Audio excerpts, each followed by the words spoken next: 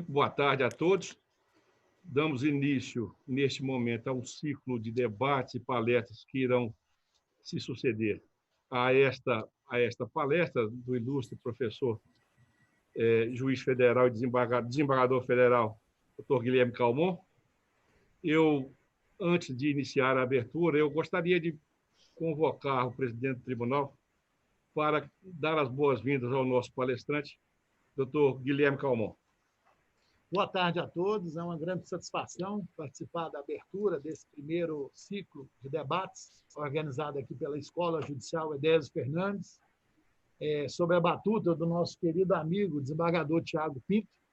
E logo na abertura a gente receber uma figura tão ilustre, que é o desembargador federal Guilherme Calmon, por quem a gente tem tanta amizade, tanto carinho e reconhece tanto o seu talento, né?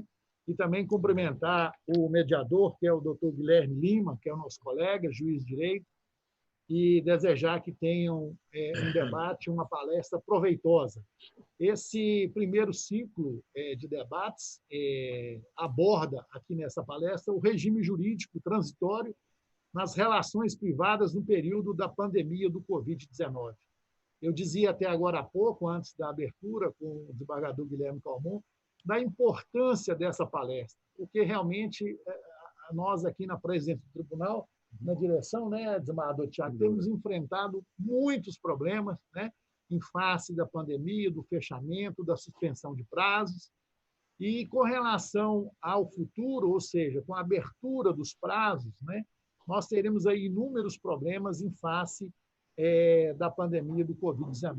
Então, a palestra veio em boa hora, o desembargador Tiago começa com o pé direito na Escola Judicial, com essa palestra que, com certeza, irá tirar muita dúvida de todos os nossos colegas e de todos aqueles que assistem à palestra. Então, seja muito bem-vindo, boa sorte, um grande prazer, Guilherme Calmon. Obrigado. Boa palestra. Eu vou fazer a apresentação do desembargador Dr. Guilherme Calmon e antecipar-lhe os nossos agradecimentos. A forma solícita, prestativa e amiga com que ele se postou e realmente se nos apresenta aqui uma figura humana e desenhada no seu perfil. Daquelas pessoas que a gente pressente que a amizade é antiga, tal é a sua abertura. Então, de coração, eu queria agradecer ao desembargador Guilherme, que, além dessas qualidades e atributos pessoais, tem uma formação exemplar. É desembargador federal do Tribunal Regional Federal da 2ª Região, mestre e doutor em Direito Civil pela UERJ, professor associado de Direito Civil da UERJ, graduação e pós-graduação, professor permanente do Programa de Pós-Graduação da Universidade Estácio de Sá. Eu, na máxima do sede breve et plácibus, né, eu vou fazer a apresentação das autoridades que nos acompanham e dizer que é um prazer enorme tê-los todos aqui à mesa. O mais interessante é que como que a linguagem evolui por metáforas e figuras de linguagem, né? Porque aqui, quando a gente faz referência à mesa, na verdade, é uma reunião virtual e a palavra mesa nos remete justamente a essa imagem da aproximação, do lugar de conforto, né?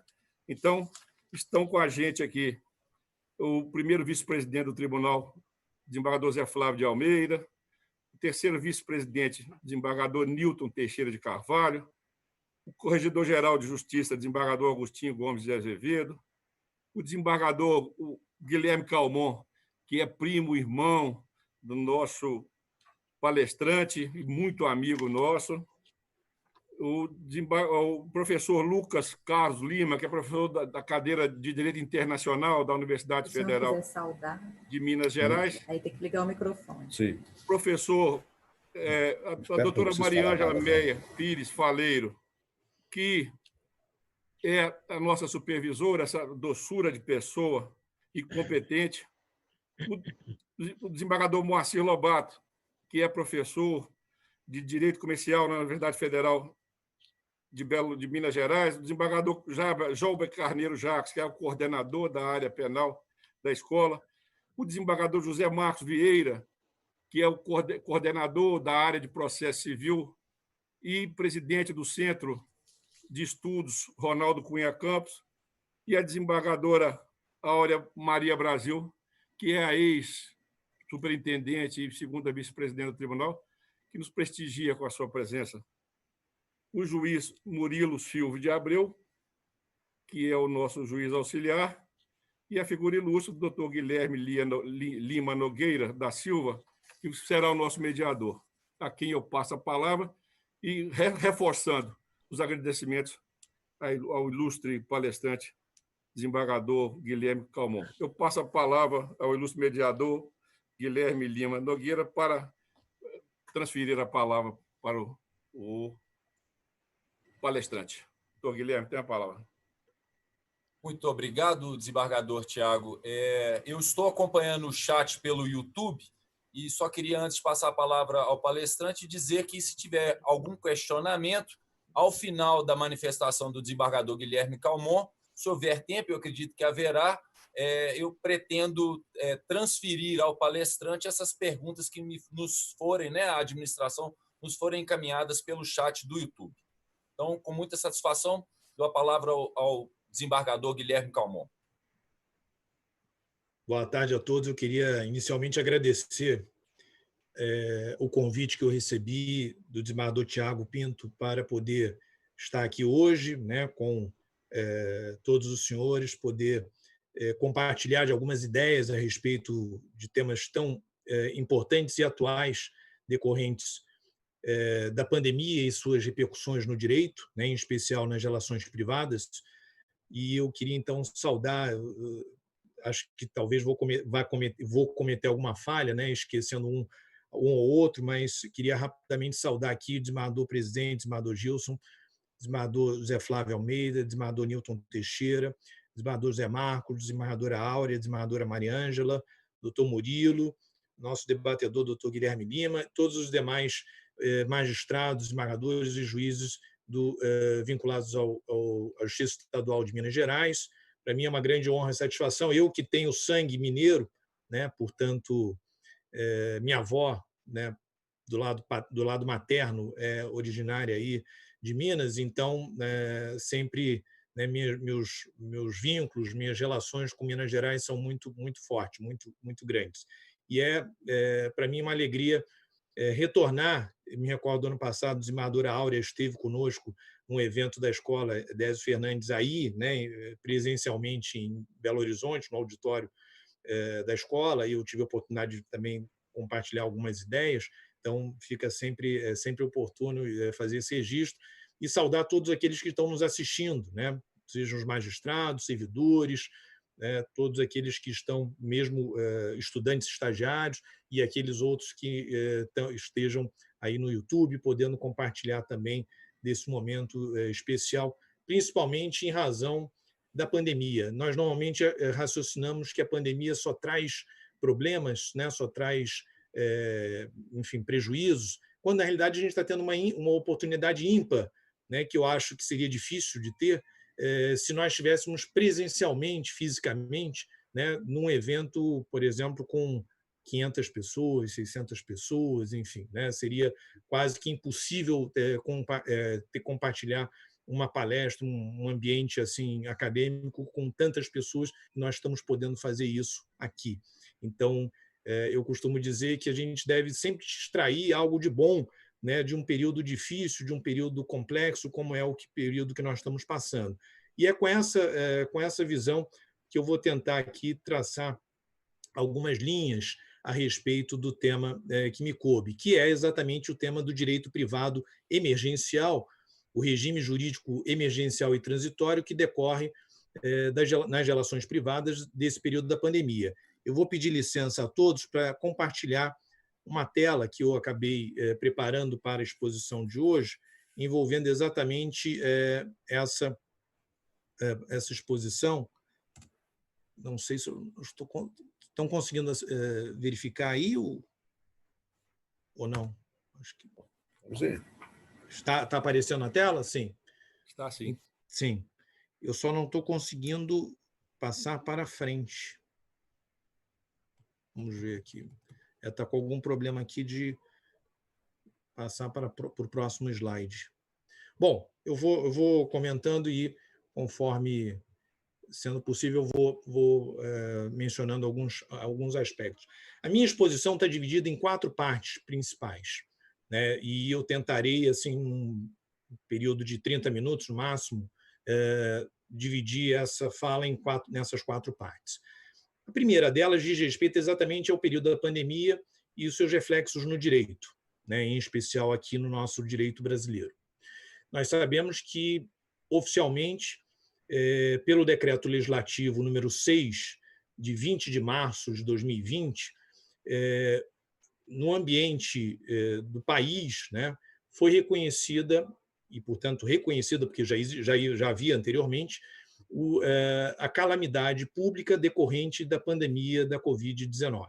Né? Na realidade, os primeiros relatos a respeito da doença datam do final de 2019, por isso é chamada, né, Covid-19, né, portanto, referente ao ano de 2019, sendo que, no Brasil, nós tivemos os primeiros casos, né, detectados ainda no mês de fevereiro, né, e, portanto, a partir daí começou-se a pensar em medidas que poderiam vir a ser adotadas envolvendo não só o segmento do direito público, como também as questões ligadas ao direito privado. Está escutando?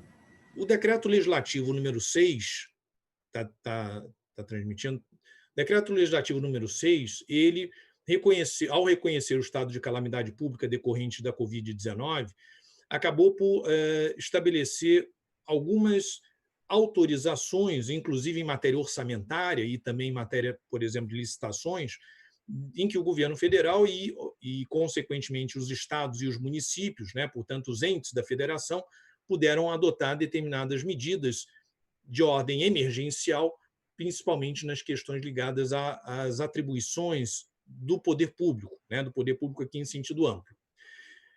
Ainda antes mesmo do Decreto Legislativo número 6, foi editada em fevereiro de 2020 a Lei 13.979, uma lei que normalmente ela é mais referida lá no direito público do que aqui no direito privado. E essa Lei 13.979, ela teve, ou tem, né, um importante papel, porque ela passou a estabelecer uma série de medidas de combate à pandemia da Covid-19 que podem vir a ser impostas pelo poder público, como, por exemplo, o isolamento social, a quarentena, exames obrigatórios, né? Enfim, determinadas medidas que o poder público passou a poder adotar, inclusive no âmbito da sociedade civil, a partir de previsões contidas nessa lei, que até hoje tem sido muito utilizada pelos governantes, né? Seja o presidente da República, os governadores dos estados, bem como os prefeitos municipais, sobre exatamente restrições ou proibições que o poder público vem adotando no âmbito da sociedade civil. E, por força dessas medidas normativas que passaram a ser utilizadas desde então, desde fevereiro, março de 2020, houve, por parte do ministro Dias Toffoli, presidente do Conselho Nacional de Justiça e, ao mesmo tempo, do Supremo Tribunal Federal, a ideia de criar um marco normativo temporário no âmbito das relações privadas. Por quê? Exatamente a ideia inicial se baseou na visão segundo a qual o sistema de justiça seria muito impactado pelas questões decorrentes da Covid-19 no âmbito das relações privadas, até mesmo em razão das medidas que os poderes públicos, tanto federal, estadual e municipal, poderiam vir a adotar, como de fato vieram a adotar. E aí surgiu, então, a partir dessa iniciativa, o projeto de lei 1179 de 2020, de iniciativa de um senador do estado de Minas Gerais, que é o senador Antônio Anastasia, né, baseado num trabalho decorrente de um grupo de juristas, entre outros, capitaneado pelo ministro Antônio Carlos Ferreira, do Superior Tribunal de Justiça, professor Otávio Luiz Rodrigues Júnior, da USP, né? Enfim, pessoas, portanto, profissionais que passaram, por força da sua experiência, não só a prática, como também acadêmica, poderem pensar um projeto de lei que pudesse dar conta dos impactos da Covid-19 nas relações privadas. Esse projeto de lei tramitou do mês de março de 2020 até final de maio de 2020. Ou seja, no Senado, a iniciativa foi do senador Antônio Anastasia, no Senado ele passou rapidamente, né, ainda que com algumas mudanças da versão original do projeto, e na Câmara dos Deputados ele demorou um pouco mais e, posteriormente remetido ao presidente da República, foi utilizado o prazo máximo para a sanção desse projeto de lei, com alguns vetos. Daí porque a Lei 14.010, que é essa lei decorrente do projeto de lei 1179, ela somente foi promulgada em 10 de junho de 2020. Então, vejam que nós temos um lapso aí de março de 2020 até início de junho de 2020, em que houve a tramitação desse projeto de lei. Sendo que é importante frisar que, desde o início, a ideia foi tratar de modo transitório e emergencial sobre aspectos das relações privadas a partir desse texto até então projetado e depois agora transformado em lei. Houve alguns vetos presidenciais, né? Nós temos dos 19 artigos do projeto de lei 1179, alguns vetos que acabaram acontecendo. E, diga-se de passagem, esses vetos até hoje não foram apreciados pelo Congresso Nacional, já decorrido o prazo de 30 dias previsto na Constituição para que o Congresso apreciasse os vetos, seja no sentido de, enfim, não derrubá-lo ou derrubá-lo, né? Mas não houve até agora a apreciação a respeito desses vetos. Então, a primeira observação que eu faço em cima da Lei 14.010, que ela visou exatamente instituir esse regime jurídico emergencial e transitório, e aí nós utilizamos a sigla REGET, Regime Jurídico Emergencial e Transitório, para designar esse regime instituído pela Lei 14.010, ela tem a natureza de uma lei temporária. Aproveitando do artigo 2º da Lei de Introdução às Normas de Direito Brasileiro, nós temos no próprio caput do artigo 2º, não se destinando à vigência temporária, a lei terá vigor até que outra modifique ou revogue. No entanto, a Lei 14.010 ela já teve, desde o início, desde lá do seu nascedouro como projeto de lei, a ideia da sua transitoriedade. E aí eu vou poder, mais adiante, destacar alguns aspectos que me parecem importantes para nós podermos analisar até e poder suscitar o debate. A lei, então, ela é reservada para tratar de disposições emergenciais e transitórias das relações privadas no período da pandemia, né? Inclusive, a ementa da lei deixa isso muito claro, né? Ela dispõe sobre o regime jurídico emergencial e transitório, sobre o REGET, no período da pandemia, no âmbito das relações privadas. E aí já vem um outro aspecto, além dela ser uma lei transitória, uma lei temporária. Ela é uma lei que não se restringe ao direito civil, e sim ao direito privado. Vale dizer, ela tem disposições sobre direito civil, ela tem disposições sobre direito do consumidor, ela tem disposições sobre direito comercial. Portanto, ela, inclusive no direito comercial, não só a parte referente ao direito de empresa, como também as questões ligadas ao direito antitruste, né? Portanto, houve toda uma preocupação relacionada a lei ter uma abrangência que não se restringisse apenas ao direito civil, né? Portanto, abrangendo outras áreas do direito privado que não restritas ao direito civil. Algumas premissas do REGET. A primeira delas é, de fato, a sua transitoriedade, né? Ou seja, um regime transitório, que não deve permanecer após cessado o período que gerou a crise da pandemia. Então, a princípio, nós já vamos ter que buscar um trabalho de interpretação das normas que, a princípio, se restringe apenas a esse período. Por enquanto, nós não sabemos exatamente qual será esse período. Por quê? Ainda há uma série de indefinições de quando essa pandemia vai desaparecer. No entanto, independentemente dessa circunstância, e aqui eu faço referência até a alguns autores que já há muito tempo já comentavam sobre o artigo 2º da LINDB, né, sobre as possibilidades de uma lei ser temporária, no exemplo da lei orçamentária, né, ela tem como período de vigência apenas aquele período de tempo referente a um exercício financeiro, mas há algumas leis temporárias que vigoram durante o período de crise, e nós não sabemos quando a crise vai deixar de existir, né? Então, esse é um primeiro aspecto. Segundo aspecto, como uma outra premissa do REGET, é, de fato, ela ser uma lei geral, vale dizer, uma lei que tem uma natureza não de um microsistema legislativo para um determinado aspecto referente a um segmento do direito privado. Não, ela teve o objetivo de abarcar vários desses aspectos dos vários segmentos do direito privado.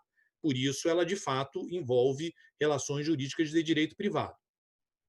Infelizmente, eu não estou tendo a oportunidade de compartilhar com todos que estão assistindo o PowerPoint, mas eu fiz destacar, e depois eu vou repassar para a escola esse PowerPoint que eu preparei, alguns artigos da lei que mostram uma certa instabilidade, entre aspas, no que tange a distinção entre vigência e eficácia da própria lei. Por exemplo, o artigo 1º, parágrafo único da lei, quando refere-se exatamente à questão do período temporal no qual está abarcada a lei, diz claramente, eu vou reproduzir aqui o parágrafo único, para os fins desta lei, considera-se 20 de março de 2020, data da publicação do Decreto Legislativo número 6, como termo inicial dos eventos derivados da pandemia do coronavírus, entre parênteses, Covid-19. Portanto, o parágrafo único do artigo 1º da lei já deixa claro que o termo inicial, a princípio, termo inicial quanto aos eventos, não quanto à vigência da lei, e isso já é importante nós deixarmos claro, que a lei passou a vigorar em 12 de junho de 2020, data da sua publicação. Mas ela já se refere, no parágrafo único do artigo 1º, à data de 20 de março de 2020, como sendo o termo inicial dos eventos derivados da pandemia. No entanto, ao analisarmos mais detidamente outros dispositivos da lei, nós vamos verificar, por exemplo, o artigo 16, que traz uma regra sobre direito das sucessões, inclusive suspendendo prazos previstos no Código de Processo Civil, e não apenas no Código Civil, a respeito da abertura do inventário. Diz o artigo 16 da Lei 14.010. O prazo do artigo 611 do Código de Processo Civil para sucessões abertas a partir de 1º de fevereiro de 2020 terá seu termo inicial dilatado para 30 de outubro de 2020. E aí eu destaco a data 1º de fevereiro de 2020, que já não é a mesma data do artigo 1º, parágrafo único, 20 de março de 2020. Então, vejam que e isso precisa ser objeto de bastante atenção, porque há datas diferentes, pelo menos aqui no artigo 16 nós já conseguimos detectar isso, datas diferentes para determinados fatos ou alguns atos ou até alguns negócios. No exemplo da abertura de inventário, o óbito da pessoa tendo ocorrido a partir de início de fevereiro de 2020, esse evento já está acobertado pelo artigo 16. Vale dizer, o prazo para abertura do inventário já não terá sido iniciado e somente a partir de 30 de outubro de 2020 que ele vai passar a poder se iniciar. Enquanto não chegarmos a 30 de outubro, não há a contagem dos 2 meses para a abertura desse inventário. O mesmo vai acontecer no parágrafo único desse mesmo artigo 16 da lei, quando diz lá, o prazo de 12 meses do artigo 611 do CPC, para que seja ultimado o processo de inventário e de partilha, caso iniciado antes de 1º de fevereiro de 2020, e aí eu grifo de novo 1º de fevereiro de 2020, ficará suspenso a partir da entrada em vigor desta lei até 30 de outubro de 2020.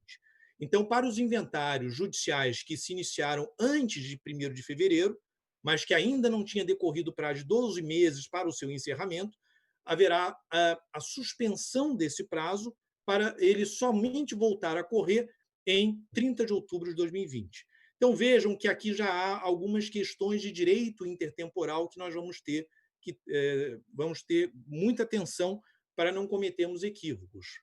E o artigo 21, o último artigo, eu falei em 19, mas são 21 artigos, o artigo 21 da lei diz, cláusula de vigência da lei, esta lei entra em vigor na data da sua publicação. Quer dizer, a lei, então, entrou em vigor em 12 de junho de 2020. Então, por aí, nós já podemos perceber que há datas diferenciadas em relação à eficácia de várias das normas contidas na Lei 14.010. Há um tema que provavelmente vai ser levantado, como, por exemplo, a retroatividade da própria Lei 14.010 em relação a esses óbitos, por exemplo, ocorridos em fevereiro de 2020, já que em fevereiro de 2020 não havia ainda a Lei 14.010 e, portanto, a princípio, aplicava-se o artigo 811 ou o artigo 611 do CPC, que prevê o prazo de 2 meses para abertura de inventário. Então, a princípio, esse inventário teria que ter sido aberto até abril de 2020, época em que a própria lei ainda não tinha sido editada. Vale dizer, nós temos alguns acontecimentos que já podem ter se verificado antes do início de vigência da Lei 14.010, e a lei diz que, relativamente a esses acontecimentos, há essas normas que devem ser aplicadas. Então, por exemplo, ainda que seja um aspecto até fora do direito privado, há determinados estados da federação que prevêem multa para aqueles que deixaram de cumprir o prazo de abertura do inventário em relação às questões tributárias. O imposto de transmissão causa-mortes tem uma determinada alíquota lá na lei estadual, mas, dependendo da inobservância do prazo de 2 meses para a abertura do inventário, poderá ser aplicada uma multa em razão do descumprimento desse prazo. E aí, vejam que, por isso eu fiz questão de mencionar antes, que a lei teve como escopo tratar de relações privadas, mas me parece que ela vai repercutir em algumas questões de direito público, como eu acabei de mencionar, em matéria tributária. Por exemplo, no imposto de transmissão causa-morte. Então, provavelmente o Tribunal de Justiça aí de Minas, os juízes que trabalham, que atuam em questões em competência tributária, tributos estaduais, provavelmente terão que se deparar com situações tais como essa que eu acabei de mencionar.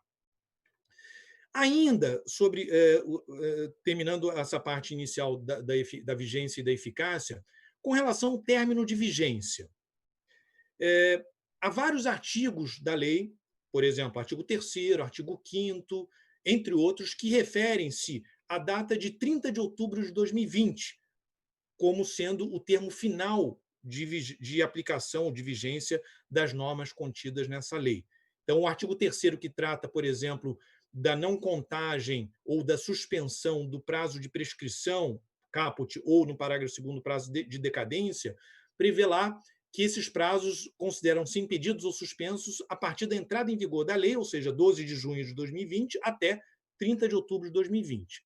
Em regra, eu analisei todos os dispositivos da lei, esse marco temporal, 30 de outubro, é colocado como sendo o momento da realmente cessação de eficácia das normas contidas na lei. No entanto, há um artigo que eu chamo a atenção, que é o artigo 14 dela, ao tratar de matéria concorrencial, ao dizer que ficam sem eficácia alguns incisos do parágrafo 3º do artigo 36 da Lei 12.529, que é a atual lei antitruste, que está em vigor desde 2011, em relação aos atos praticados e com vigência de 20 de março de 2020 até 30 de outubro de 2020, ficam, portanto, sem eficácia esses incisos, ou, e aí eu grifo, enquanto durar o estado de calamidade pública reconhecido pelo Decreto Legislativo número 6, de 20 de março de 2020. O estado de calamidade pública reconhecido no Decreto Legislativo 6, ele, por força da previsão do decreto, vai até 31 de dezembro de 2020, sendo possível, inclusive, que o Congresso Nacional venha editar um outro decreto para prorrogar esse prazo por um período posterior a 31 de dezembro de 2020. Então, vejam que nós temos também termos finais relativos à vigência de algumas dessas normas da Lei 14.010 que podem ser diferentes, e eu identifico o artigo 14, apenas nesse primeiro ponto aqui, referente ao direito intertemporal. Algumas questões, aí eu entro numa segunda parte, que dizem respeito a regras previstas na Lei 14.010, que foram colocadas como regras transitórias. Nessa segunda parte, eu trago também para reflexão algumas das regras contidas na lei que me parecem tendem a se tornar regras permanentes. Ou em alguns casos, até, na realidade, são regras interpretativas daquilo que já existe em termos de regras permanentes. Exemplo, artigo 8º da Lei 14.010. O artigo 8º é o único artigo da lei que trata de relações de consumo, né, que traz uma regra transitória, entre aspas, nas relações de consumo, dizendo que até 30 de outubro desse ano fica suspensa a aplicação do artigo 49 do CDC, do Código de Defesa do Consumidor, portanto, aquele prazo de 7 dias quanto ao exercício do direito de arrependimento, na hipótese de entrega domiciliar, ou seja, do delivery, de produtos perecíveis ou de consumo imediato e de medicamentos. Na realidade, essa regra contida no artigo 8º, na sua literalidade, ela prevê a sua aplicação, a sua vigência, até 30 de outubro, aos fatos ocorridos até 30 de outubro de 2020. Mas será que é isso mesmo? Será que essa não é uma regra de interpretação do próprio artigo 49 do CDC, baseado exatamente na realidade atual que nós estamos vivenciando e que, a mim parece, vai permanecer, não com essa mesma intensidade, mas de alguma forma, mesmo depois da pandemia, como pessoas trabalhando em home office, como pessoas solicitando seus medicamentos na farmácia através de aplicativos, enfim, através de plataformas. Será que essa regra não é uma regra que tende a se tornar, entre aspas, uma regra permanente? Né? E, portanto, não vai se restringir apenas a esse período da pandemia? O mesmo eu chamo atenção para os artigos 5º e 12 da Lei 14.010. O artigo 5º trata da questão da Assembleia Geral nas associações, prevendo que, até 30 de outubro de 2020, a Assembleia Geral poderá ser realizada por meios eletrônicos, independentemente de previsão nos atos constitutivos da pessoa jurídica. E, ao referir-se a essa regra transitória, menciona o artigo 59 do Código Civil, que trata das associações. Então, são as assembleias realizadas no âmbito das associações. Né? Me parece que esse artigo 5º, ainda que ele tenha previsto, de fato, até 30 de outubro, a possibilidade da realização dessas assembleias por meios eletrônicos, independentemente de previsão estatutária, me parece que essa regra também tende a se tornar uma regra permanente, porque a tecnologia hoje nos permite que nós possamos aproveitar ao máximo, como estamos fazendo hoje, agora, exatamente num evento à distância, mas ao mesmo tempo em tempo real, em que nós poderíamos estar, por exemplo, votando alguma deliberação aqui, né, como o Tribunal de Justiça tem feito nas suas sessões, o meu tribunal tem feito em sessões, enfim. Então, por que não aproveitar dessa possibilidade da utilização dos meios virtuais no âmbito das assembleias de associações, como também em relação, no exemplo do artigo 12, nas assembleias condominiais, né, nos condomínios edilícios. Também está previsto até o dia 30 de outubro de 2020 a possibilidade da realização dessas assembleias condominiais por meios virtuais. Mas por que limitar, mesmo posteriormente a esse período de 30 de outubro de 2020, apenas a presença física, né, materialmente física? Né? Terceiro ponto, para não me alongar muito, que eu já estou aqui, acho que estourando o tempo, os vetos. Os vetos presidenciais, né? Os vetos que o projeto de lei 1179 sofreu. Entre outros, nós tivemos o artigo 4º, o artigo 6º, o artigo 7º, o artigo 9º, o artigo 11º, entre outros dispositivos do projeto de lei que foram vetados. Alguns deles eu considero que o veto foi equivocado. Né? Na realidade, praticamente todos. O único veto que eu considero que foi acertado, propriamente dito, foi do artigo 7º, do projeto de lei, que tratava exatamente a respeito do caso fortuito e da força maior, envolvendo exatamente para excluírem determinadas hipóteses envolvendo inflação, envolvendo variação cambial, etc. Esse veto do artigo 7º me pareceu, de fato, acertado.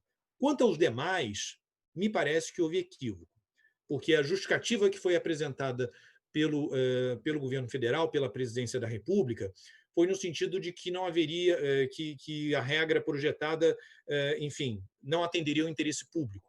Eu acho exatamente o oposto. Primeiro, não foi detectada nenhuma inconstitucionalidade, né? Nenhum dos vetos foi fundamentado em inconstitucionalidade de regra, mas sim no não atendimento ao interesse público. Chama atenção, por exemplo, para o artigo 9º do projeto de lei, que acabou sendo vetado, né? Que era o artigo que previa a proibição de concessão de liminares nas ações de despejo, né, envolvendo, portanto, locação predial residencial, natureza residencial, a proibição de concessão de liminares em ações de despejo até 30 de outubro de 2020, exatamente como forma de tentar proteger, ao mesmo tempo, o locatário, no que tange a sua moradia, e, por outro lado, né, ainda que não atentando para os interesses do locador, mas reconhecendo que também não seria caso de suspender a exigibilidade do pagamento do aluguel, né? Portanto, haveria aí uma proibição da concessão de liminares. Na prática, me parece, independentemente da circunstância de ter havido veto presidencial, me parece que o juiz do caso poderá chegar à mesma conclusão da regra projetada, que, ponderando, no caso concreto, os interesses envolvidos, o interesse do locador que quer o despejo, o interesse do locatário que não tem outro local para morar e que, portanto, pode estar de uma hora para outra, enfim, sendo despejado e, ao mesmo tempo, sujeito exatamente aos reflexos da pandemia. Então, me parece que, no caso concreto, o juiz poderá, sim, chegar à mesma conclusão da regra projetada. Então, apesar do veto presidencial, parece que a essência da regra continua sendo possível de ser considerada. Da mesma forma, o artigo 6º, quando previa lá no projeto de lei, também vetado, que as consequências decorrentes da pandemia nas execuções dos contratos, incluídas as previstas no artigo 393 do Código Civil, não terão efeitos retroativos, o que eu já comentei em alguns eventos que eu tive a oportunidade de já me pronunciar, e, além disso, até de já ter escrito sobre isso. Óbvio que, se uma obrigação se venceu em novembro de 2019 e, portanto, não houve o cumprimento da prestação por parte do devedor, ele não pode se valer do argumento da pandemia agora, em 2020, para dizer que não cumpriu lá em 2019 aquela obrigação que ele tinha assumido. Enfim, quando a data de vencimento era exatamente o período em que a pandemia ainda não existia. Então, me parece que nós vamos ter que, obviamente, também considerar que o artigo 6º do projeto, na realidade, trazia uma regra interpretativa, uma regra hermenêutica que pode ser considerada no sistema atual, sem nenhuma dificuldade. Finalmente, o último comentário sobre o veto, o artigo 11, que também foi vetado. O artigo 11 tratava das questões ligadas aos poderes atribuídos ao síndico no condomínio edilício em tempos de pandemia, de modo a ele poder estabelecer restrições, por exemplo, ou até proibições quanto ao uso de áreas comuns no condomínio edilício, e até mesmo, em alguns momentos, até de modo mais enfático, estabelecer restrições quanto a algumas atividades dentro das unidades autônomas, né? Dentro, por exemplo, dos apartamentos ou das casas de um condomínio, enfim, como, por exemplo, uma festa, né, que pudesse vir a estar sendo, enfim, dada para os convidados, para os familiares, enfim. Me parece que o artigo 11 também, no fundo, ele decorre de uma interpretação das regras da Lei 4.591 de 64, combinado com regras do Código Civil que tratam do condomínio edilício. Porque é dever do síndico zelar pela segurança, pela salubridade e saúde daqueles que integram o meio condominial. Então, a partir do momento em que há medidas que as próprias autoridades públicas estão sugerindo ou até impondo, né, em vias públicas, como é que o síndico vai ficar de mãos atadas e não tomar nenhuma providência em relação àquilo que está acontecendo dentro do meio condominial? Até por dever que ele tem imposto por lei, seja a Lei 4.591, seja o Código Civil. Então, também me parece que o veto não retira a possibilidade dos síndicos atuarem de acordo com a previsão do projeto de lei no artigo 11, apesar dele ter sido vetado, né? Finalmente, uma última questão, um terceiro ponto que eu queria tratar é a respeito de regras que não foram introduzidas na Lei 14.010, no REGET, portanto, mas que já tinham previsão no próprio sistema atual, independentemente de ser uma regra transitória. Refiro-me, por exemplo, ao artigo 1879 do Código Civil, quando trata de uma das modalidades muito excepcionais de um testamento particular. No caso de alguém querer fazer seu testamento, e, de acordo com 1879 do Código Civil, em circunstâncias excepcionais declaradas na cédula testamentária, o testamento particular de próprio punho e assinado pelo testador, sem testemunhas, sem a presença de testemunhas, poderá ser confirmado a critério do juiz. Se nós olharmos e consultarmos alguns autores, alguns doutrinadores sobre direito das sucessões e analisarmos essa regra, na realidade, eu já, como professor de direito civil, já dava aula há muito tempo sobre direito das sucessões e dizia, olha essa regra aqui do 1879. Isso aqui é para momentos de crise aguda, momentos de guerra civil, né, momentos em que a pessoa não pode sair de casa porque, enfim, né, uma revolução está acontecendo e tal. Na realidade, nós estamos exatamente no momento em que essa regra pode ser aplicada. Por quê? Porque nós estamos em circunstâncias excepcionais. Em vários lugares do Brasil, as pessoas não estão podendo sair de casa. As pessoas não estão podendo se encontrar com outras. Os cartórios estão fechados em várias comarcas, né? Os cartórios de notas, os tabelionatos. E aí, como fazer um testamento se não for através dessa hipótese prevista no 1879? Por isso que essa regra não, por isso que o tema do testamento particular não foi introduzido na Lei 14.010, porque o próprio Código Civil, que traz regra permanente, já resolve essa circunstância. Da mesma forma, o artigo 393, quando trata do fortuito e da força maior. O devedor não responde pelos prejuízos resultantes de caso fortuito ou força maior, se expressamente não se houver por eles responsabilizado. Ora, caso fortuito e força maior são exatamente circunstâncias muito excepcionais nas quais nós estamos agora enfrentando, né? Então, o fato de ter ocorrido a pandemia, no exemplo que a gente tem, envolvendo até vários estabelecimentos comerciais, industriais, que foram fechados até por ordem da autoridade pública. E aí nós temos até o fato do príncipe, né? O ato do príncipe, gerando exatamente a caracterização da impossibilidade da continuação daquela atividade em virtude de uma imposição estatal. Enfim, então como é que nós vamos poder prosseguir com aquela atividade se ela agora está proibida, né? Inclusive com possíveis sanções que o poder público pode aplicar àquele particular, aquele empresário, enfim, aquela sociedade empresária que vem assim atuando. Outro exemplo, nos alimentos no direito de família, as obrigações alimentares do direito de família. Nós sabemos que muitas pessoas, infelizmente, não só aqui no Brasil como lá fora, vêm sofrendo problemas sérios no que tange aos seus empregos, no que tange à sua renda, né? Enfim, isso é fato público e notório, né?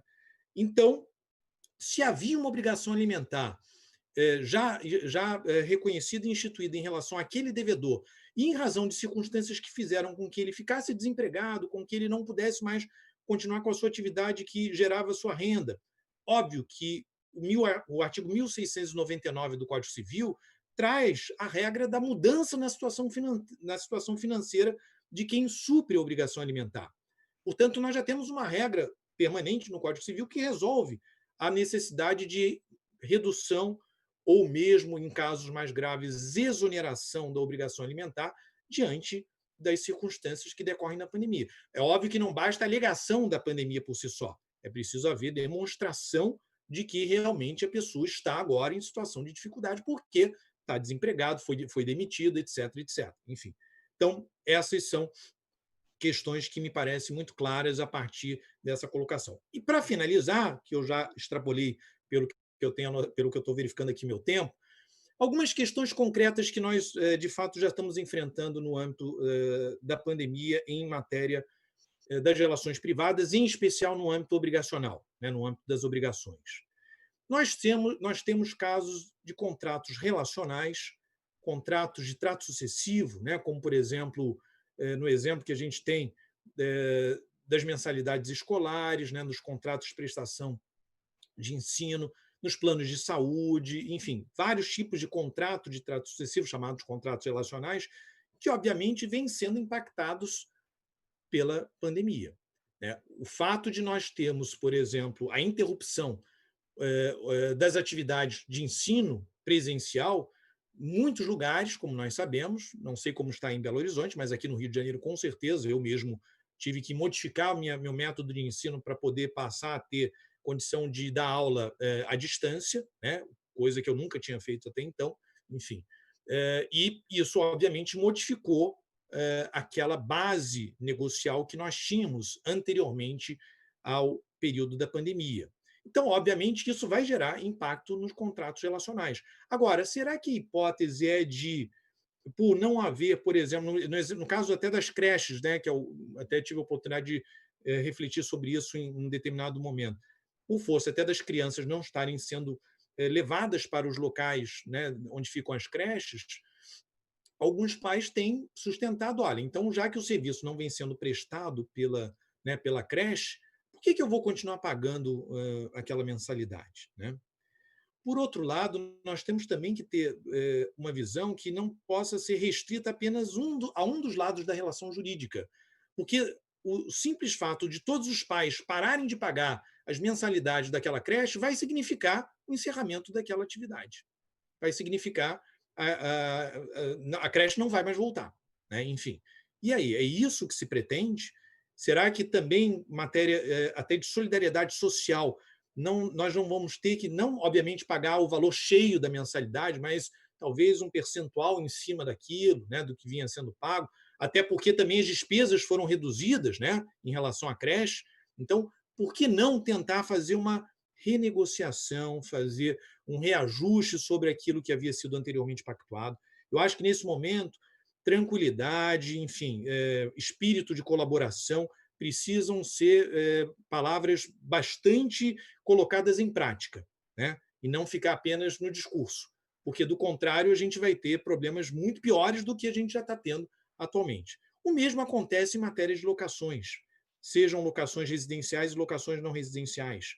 Quer dizer, a questão do valor do aluguel. Obviamente, aquele locatário que agora está desempregado, né, que foi dispensado do seu trabalho, ele está passando por dificuldades. Será que o locador não tem como, nesse período, renegociar esse valor para deixar para mais adiante haver uma compensação? Enfim, alguma coisa do gênero precisa ser feita, né, me parece. Mas nós precisamos ter muito claro, e aqui eu encerro minha fala, de nós não legitimarmos os oportunismos.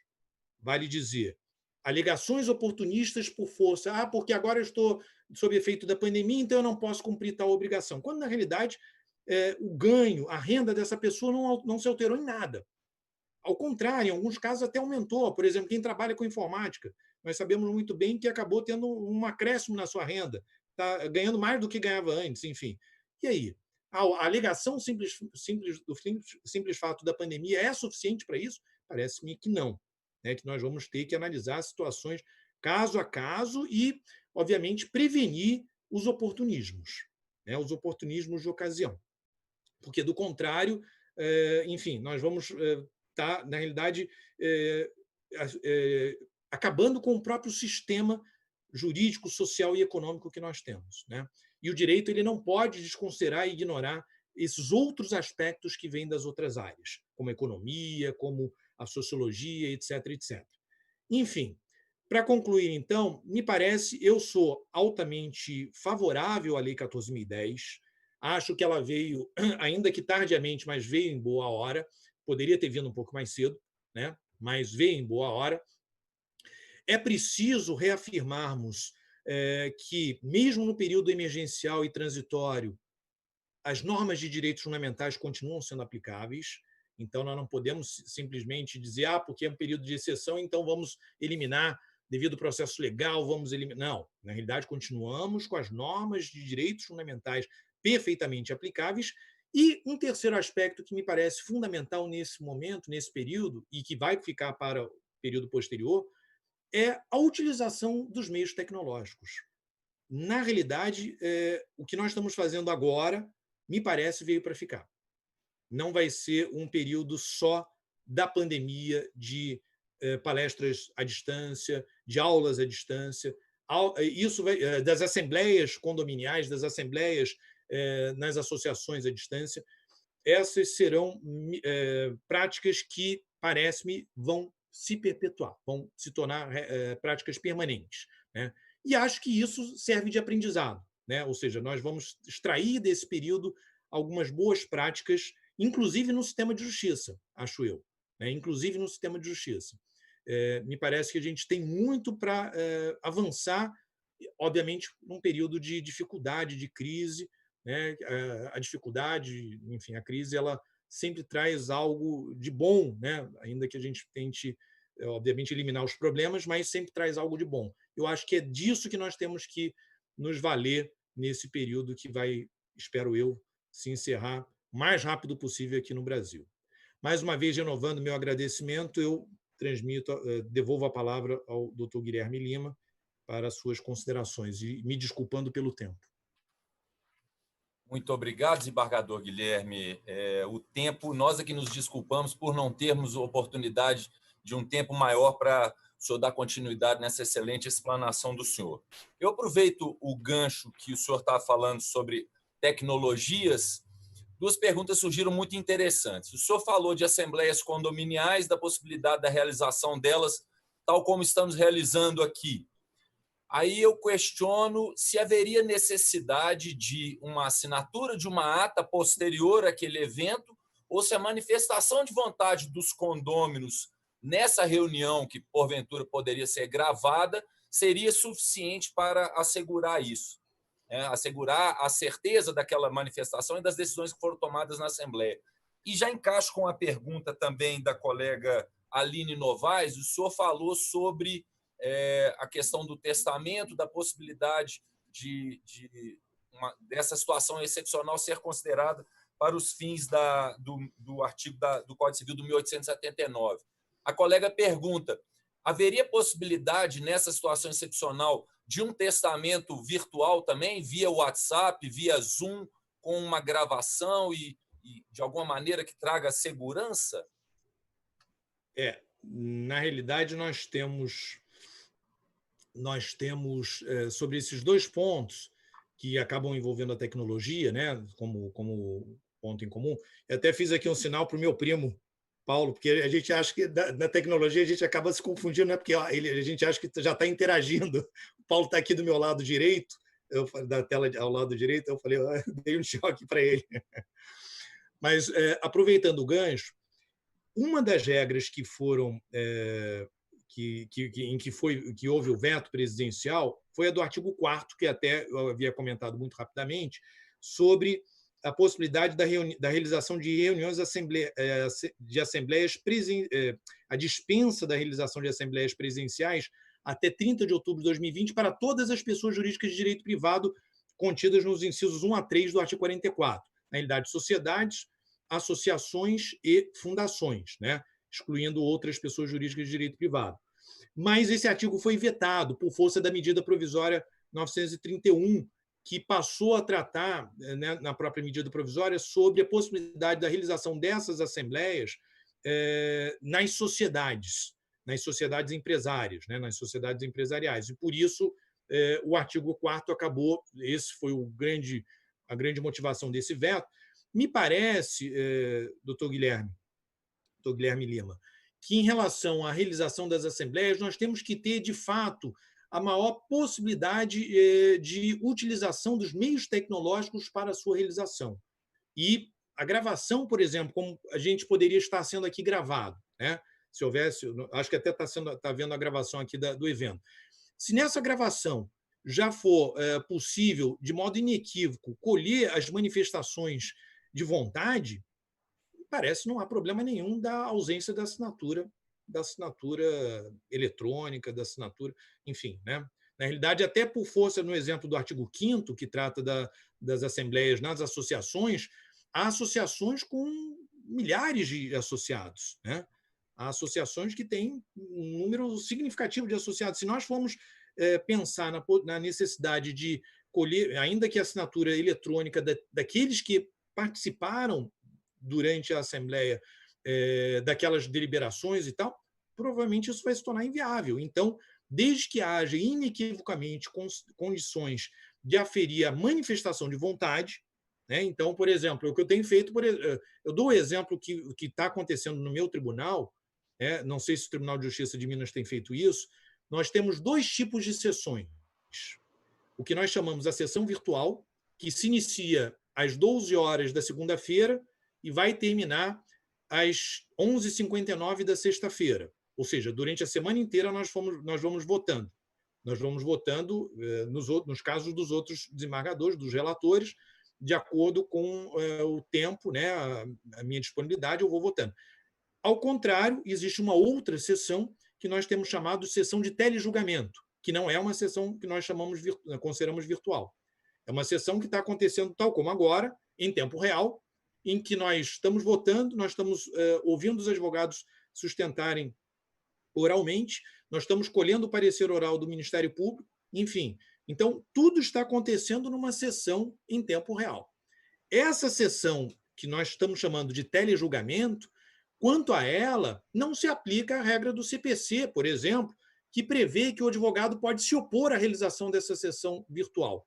A sessão virtual que o advogado pode se opor, na minha visão, é aquela que começa meio-dia de segunda-feira e que termina sexta-feira, 11h59, porque aí ele não tem oportunidade de sustentar oralmente, porque ele não tem oportunidade de prestar algum esclarecimento de fato, enfim.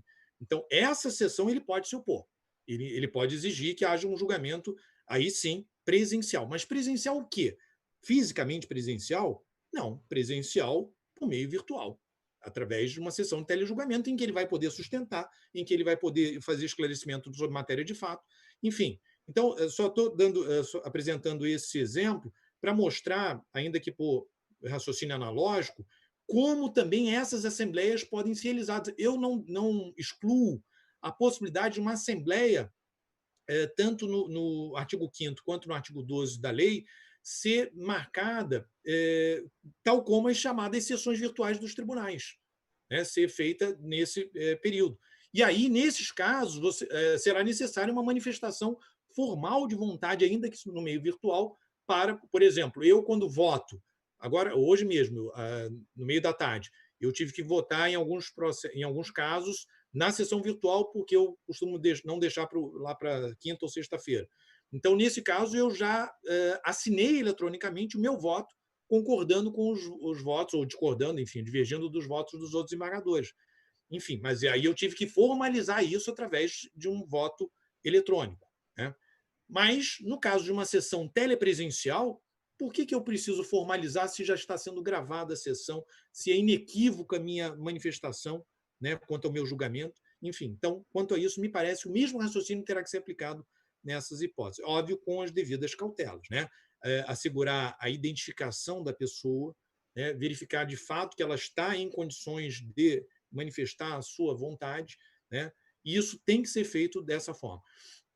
No âmbito testamentário, eu tenho uma certa precaução aí. Por quê?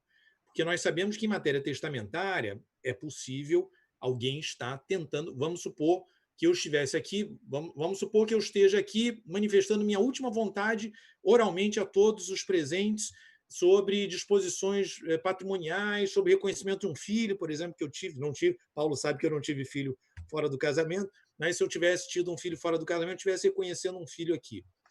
Mas eu estou com uma arma apontada contra a minha cabeça e os senhores não estão verificando. Então, eu estou sendo coagido. Então, vejam, nesses casos, nós temos que ter um certo cuidado.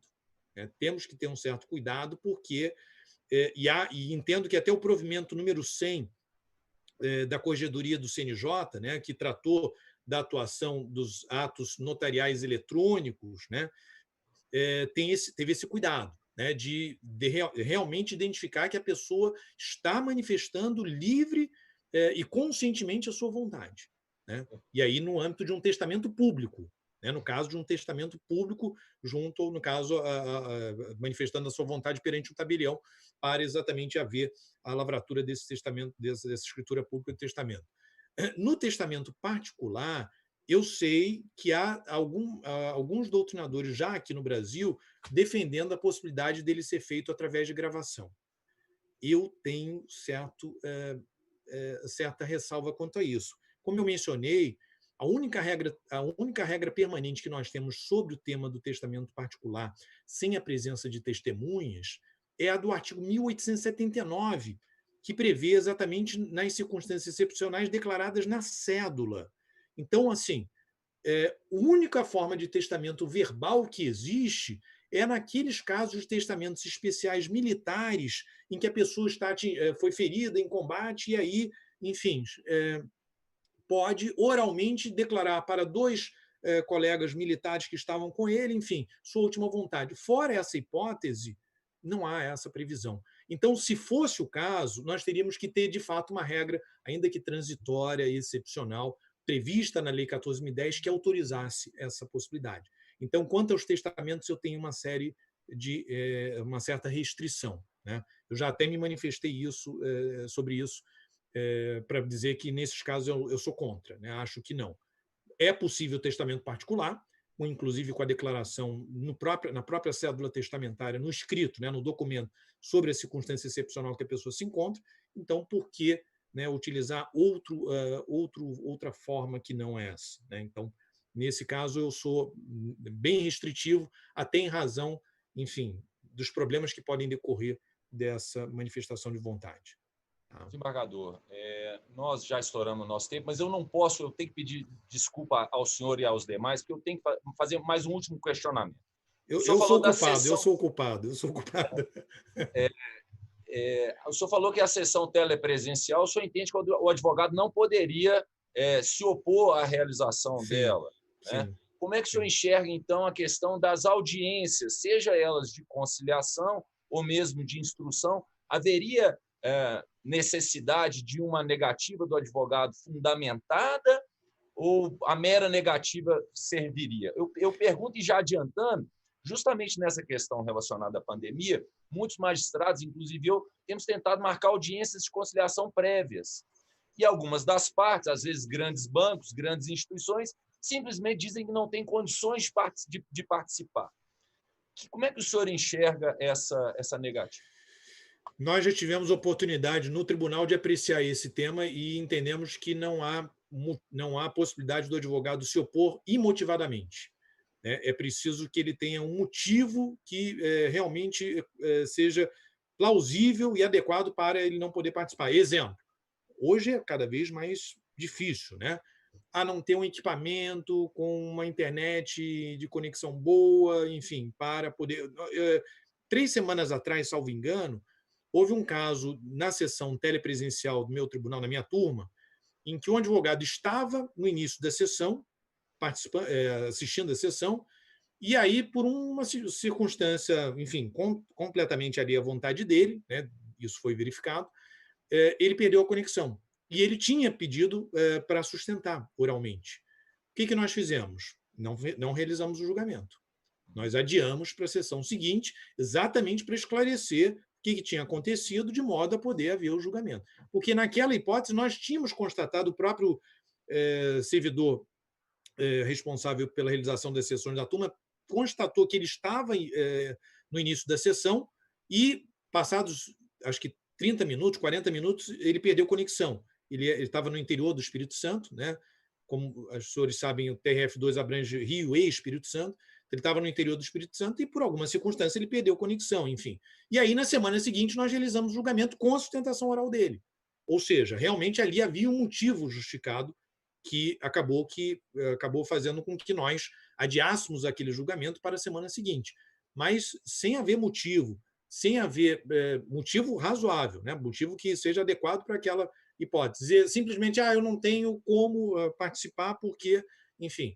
Nós sabemos que há casos e casos em que determinadas situações vale a pena a parte, ou até o advogado, que não haja julgamento, ou que não haja realização da audiência, né?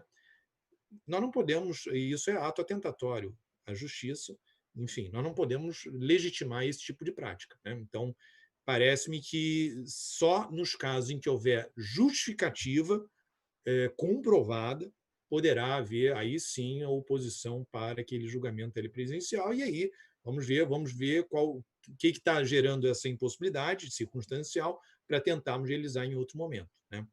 E eu considero assim, tanto nas sessões quanto nas audiências. Acho que não tem sentido haver diferença de tratamento nas sessões do tribunal para as audiências em relação a esse tema, né? ou a audiência ela é, de fato, telepresencial, né, no sentido... Isso na quarta região, por exemplo, na Justiça Federal na quarta região, há tempos que eles já fazem, muito antes da pandemia, audiências, advogado no Paraná fazendo audiência com o juiz lá de Porto Alegre, juiz federal de Porto Alegre. Enfim, sem problema algum. Nunca houve dificuldade nenhuma. Enfim, então, acho que é, por isso que eu falei, uma das práticas que talvez venham a se tornar permanentes depois do período da cessação da pandemia. Acho eu. Né? Vamos ver. Concordo com o senhor também, torço para que isso dê muito certo. Desembargador, mais uma vez, muito obrigado pela participação do senhor. Eu retorno a palavra ao desembargador Tiago Pinto. Muito obrigado, doutor Guilherme. Eu me dirijo diretamente ao doutor Guilherme para externar-lhe a impressão que todos nós tivemos do juiz, essa manifestação serena e clara, equilibrada, e do professor, a abordagem didática que fez dos problemas emergentes dessa pandemia, dessa crise sanitária que nós vivemos e que vamos, consequentemente, ter que enfrentar na nossa lida diária. Eu estou muito reconfortado porque há inúmeros pedidos aqui da internet para que o senhor faça um novo módulo. Eu estou lhe transmitindo isso e com uma esperança de que o senhor possa, naturalmente, quando for possível, nos brindar com um novo módulo. Há muitos pedidos aqui nesse sentido. E quero lhe dizer e lhe confirmar como expressão do nosso agradecimento um presente da Escola Judicial, só para formalizar, que é uma xilogravura de um artista de origem alagoana, mas que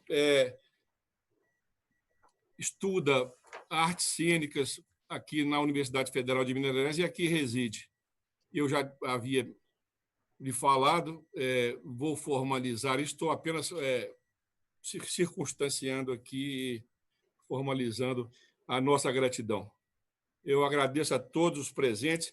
Quero dizer, inclusive aqueles que pedem um novo módulo, que essa aula vai estar disponível no site da EGEF e que hoje nós estamos inaugurando o nosso podcast, que também estará lá essa aula e no Instagram. Portanto, Vossa Excelência, além de nos brindar com essa palestra, inaugura esse nosso sistema novo de comunicação com os nossos alunos e beneficiários da nossa atividade. Mais uma vez, eu gostaria, antes de encerrar, que o doutor Paulo se manifestasse, o doutor Paulo Calmon se manifestasse, porque é uma concessão à família Calmon. Não chega a ser nepotismo, né, desembargador Tiago? Não. Doutor Paulo, se quiser se manifestar, doutor Paulo. Eu não sei se ele está ligado. Eu estou com som? Isso, doutor Paulo. Está aí, nosso amigo Paulo.